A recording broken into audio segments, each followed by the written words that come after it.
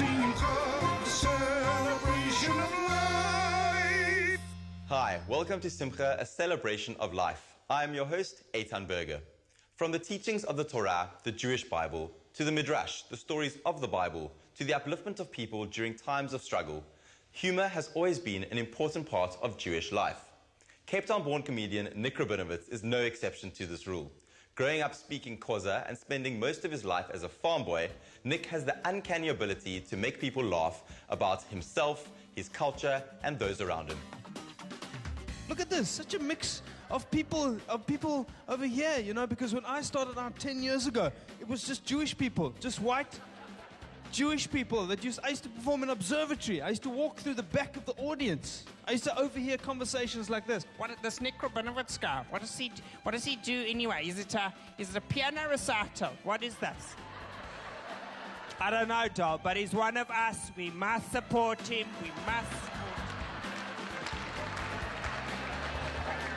And the strange thing is, guys, 10 years later, it's coloureds and Muslims going, he's one of us. We must support him. We must support. Who is Nick Rabinowitz? That's really an existential question.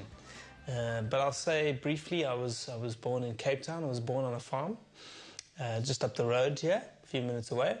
And I was born in a stable, which is sometimes a fact that people don't believe, but I actually was born in a converted stable. I like to think I'm only the second Jewish boy in the last 2,000 odd years to have been born in a stable.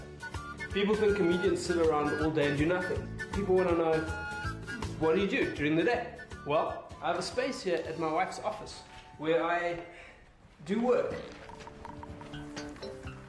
I went to the University of Cape Town here in the Republic of Cape Town and did a business degree. And I later joined up with a team of traveling actors and decided I want to do acting, and that wasn't quite exactly it. But then I found stand-up comedy in 2001, and 12 years later I haven't stopped standing up. Cape Town's very own Mr. Nick Rabinowitz! Well, actually, I had a godfather whose name was Percy Seif, and Percy was an actor, and he was actually a comedian as well. I mean, he told jokes in the style of joke-telling That's what comics did 20, 30, 40 years ago. That was the main form of comedy. And I used to collect his stories. And in my teenage years, I got quite into Monty Python and English humor particularly.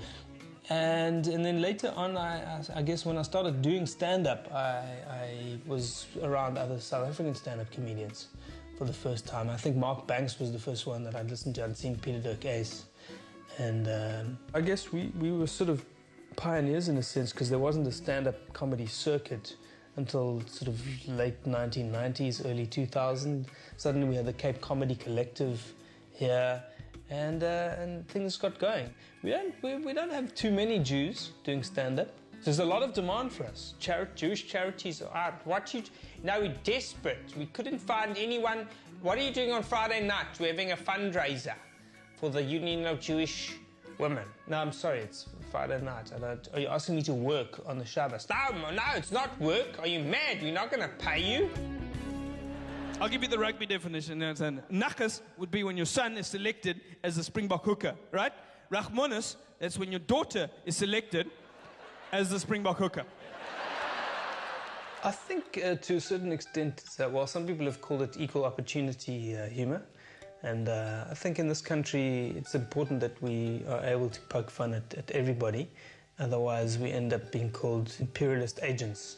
But I like to I think I've developed a style of using languages and accents, and as such, kind of reflective of the diversity of South Africa. And in a way to bring people together. What a moment in history. We had that opening ceremony. Do you remember that? When we brought out the Mbongi at the beginning, the praise singer, Nelson Mandela's praise singer, Zolani Mkiva came out there.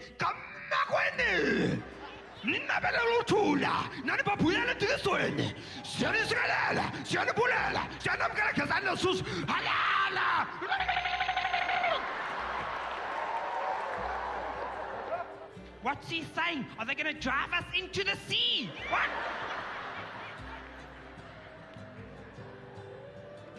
All he was saying was, please God, let Bafana score just one goal.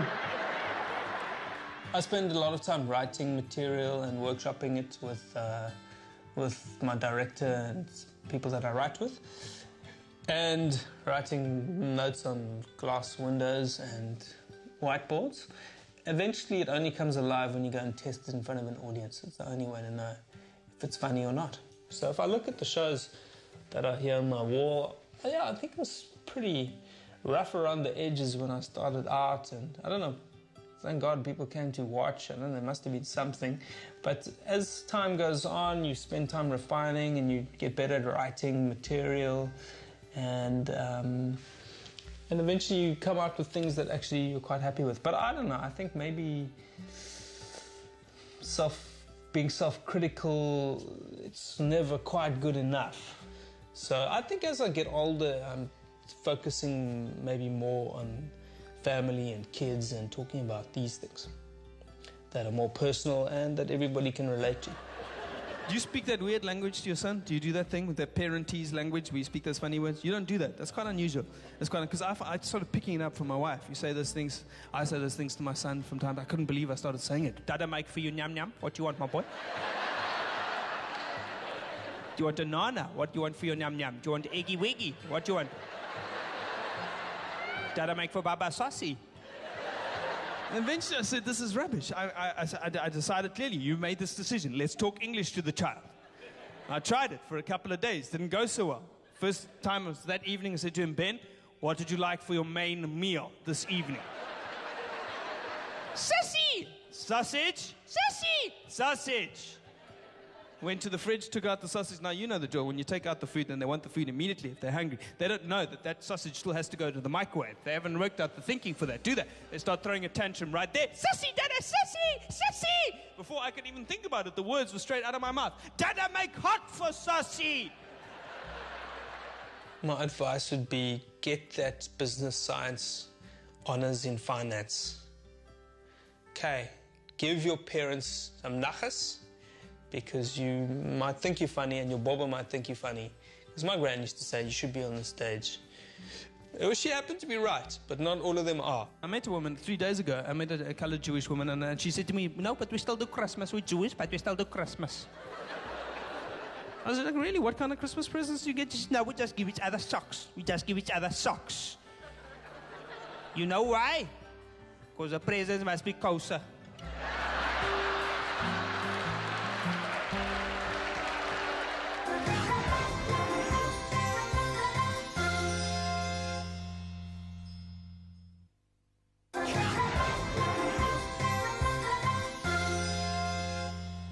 In Judaism, we have what is known as the Yetzer Hara, evil inclination, and the Yetzer HaTov, the good inclination. The evil inclination is there to tempt us to struggle with our beliefs and inner feelings. It also gives us reasons to not believe in God and His commandments. However, if we ignore this evil inclination, we get closer to God and grow in spirituality, giving our soul the upper hand over ourselves. Today, we conclude our series with Rabbi Hecht and gain some insights into how good can overcome temptation.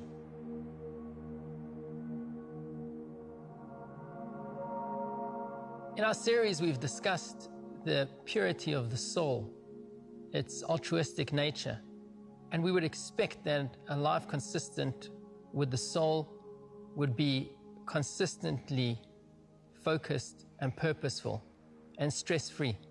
But for most of us, we know that that's not the reality. On a daily basis, we're struggling. We've got temptations, desires that are tempting us. And at times, this leads us to question our own morality. Can I really be that good if I have such base desires? Is it possible for a truly moral person to have such depraved types of thoughts?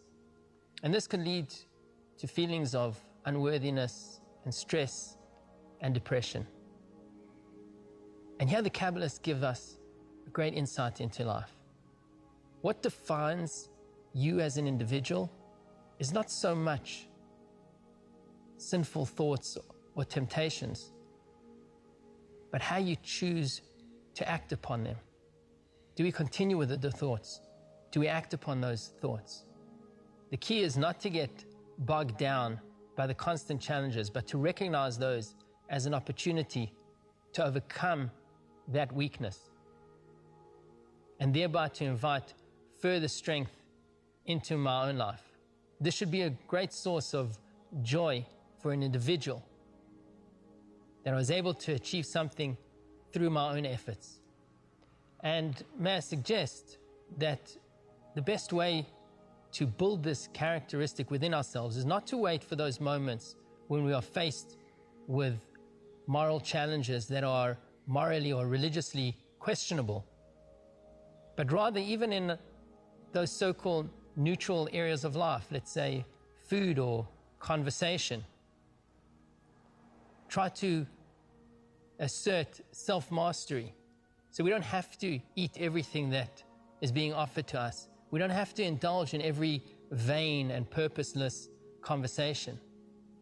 And if we can build that quality within us, then we will be empowered for those moments when we are faced with real moral decisions and we are capable of making the right choices.